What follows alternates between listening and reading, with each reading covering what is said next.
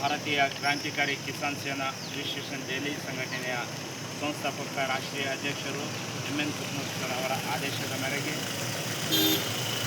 ಮಾನ್ಯ ಚಲುವರಾಯ ಸ್ವಾಮಿ, ಮಾನ್ಯ ಕೃಷಿ ಸಚಿವರ ಕರ್ನಾಟಕ ಸರ್ಕಾರ ಇವರಿಗೆ ಕೃಷಿ ಜಂಟಿ ನಿರ್ದೇಶಕರು ಜಡಿ ಕೃಷಿ ಇಲಾಖೆಯವರ ಮುಖಾಂತರ ನಮ್ಮ ಸಂಘಟನೆಯ ಹಕ್ಕೊತ್ತಾಯಗಳನ್ನು ನಾವು ಒತ್ತಾಯಿಸುವ ಮೂಲಕ ಕರ್ನಾಟಕ ರಾಜ್ಯದ ರೈತ ಸುರಕ್ಷಾ ಪ್ರಧಾನಿ ಫಸಲ್ ಬಿಮಾ ಯೋಜನೆಗಳಲ್ಲಿ ಆಗುತ್ತಿರುವಂತಹ ತಾರತಮ್ಯವನ್ನು ಸರಿಪಡಿಸಬೇಕು. ರಾಜ್ಯದ ಎಲ್ಲ ರೈತರಿಗೆ ಪರಿಹಾರ ಸಿಗಬೇಕು. ರಾಜ್ಯದಲ್ಲಿ ರಸಗೊಬ್ಬರ ಮತ್ತು ಜೈವಿಕ ಗೊಬ್ಬರ ಗುಣಮಟ್ಟ ನಿಯಂತ್ರಣ ಪ್ರಯೋಗಾಲಯದಲ್ಲಿ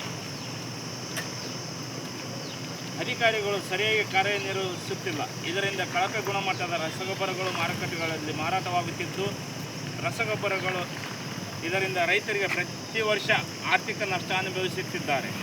ಇದರಿಂದ ರಾಜ್ಯದ ಎಲ್ಲ ರೈತರು ರಸಗೊಬ್ಬರವನ್ನು ಕೀಟನಾಶಕ ಅಂಗಡಿಗಳನ್ನು ತಪಾಸಣೆ ನಡೆಸಿ ನಕಲಿ ಮಾರಾಟ ಮಾಡುವವರನ್ನು ಬಂಧಿಸಿ ಅವರ ವಿರುದ್ಧ ಕಾನೂನು ಕ್ರಮ ಜರುಗಿಸಬೇಕೆಂದು ಅವರಲ್ಲಿ ಮನವಿ.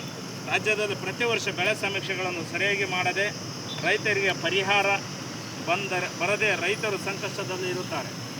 ಇದನ್ನು ಸರಿಪಡಿಸಿ ಸರಿಯಾದ ಬೆಳೆ ಸಮೀಕ್ಷೆಯನ್ನು ಮಾಡಿ ಪರಿಹಾರ ಒದಗಿಸಬೇಕು. ರಾಜ್ಯದಲ್ಲಿ ಮಳೆ ಪ್ರಾರಂಭವಾಗುತ್ತಿದ್ದು, ರಾಜ್ಯದ ರೈತರಿಗೆ ಸಮರ್ಪಕವಾಗಿ ರಸಗೊಬ್ಬರ, ಬಿತ್ತನೆ ಬೀಜ, ಕೀಟನಾಶಕ ಕೊರತೆ ಆದಂತೆ ನೋಡಿಕೊಳ್ಳಬೇಕು. ಪ್ರತಿ ವರ್ಷ ರೈತರಿಗೆ ಅನ್ಯಾಯವಾಗುತ್ತಿದ್ದು, ಈ ವರ್ಷವಾದರೂ ಸಮರ್ಪಕವಾಗಿ ಒದಗಿಸಬೇಕು.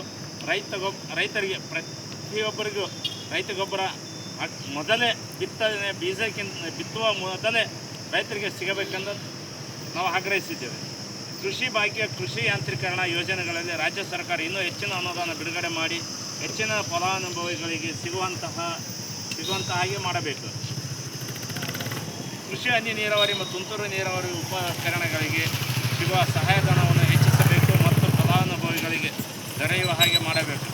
ರಾಷ್ಟ್ರೀಯ ಆಹಾರ ಭದ್ರತೆಯ ಅಭಿಯಾನಗಳಲ್ಲಿ ಭತ್ತ ಬೆಳೆಕಾಳು ಮತ್ತು ಎಣ್ಣೆಕಾಳು ಉತ್ಪಾದನೆಗಳು ಹೆಚ್ಚಿಸಲು ಸಹಾಯಧನವನ್ನು ಹೆಚ್ಚಿಸಬೇಕು. ಇದೇ ರೀತಿಯಾಗಿ ಮತ್ತು ನವಧಾನ್ಯಗಳನ್ನು, ಎಲ್ಲ ದವಸ ಧಾನ್ಯಗಳನ್ನು ಆ ದವಸ ಧಾನ್ಯಗಳ ಬೆಲೆಗೆ ಬೆಂಬಲ ಬೆಲೆಯನ್ನು ಸೂಚಿಸಬೇಕೆಂದು ನಾವು ಕೃಷಿ ಜಂಟಿ ಅಧಿಕಾರಿಯವರಿಗೆ ನಾವು ಮನವಿಯನ್ನು ಸಲ್ಲಿಸಿರುತ್ತೇವೆ.